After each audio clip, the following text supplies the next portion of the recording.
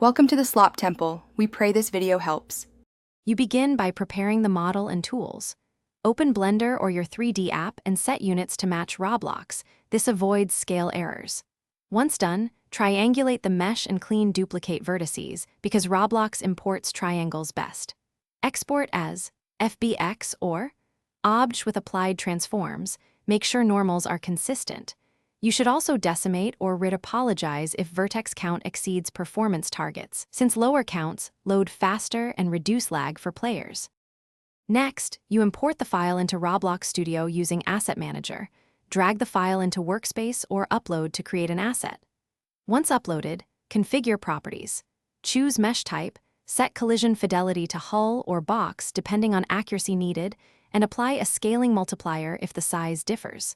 Then assign materials or textures and verify UV alignment in the Properties panel.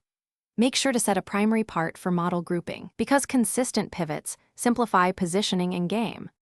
Finally, you test the mesh in play mode to confirm collisions, attachments, and visual fidelity.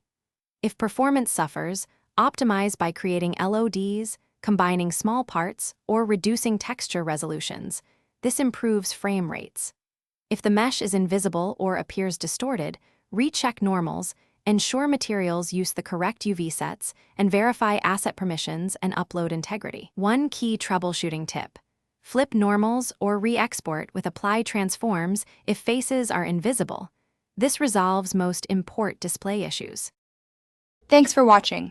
Consider subscribing if we helped you.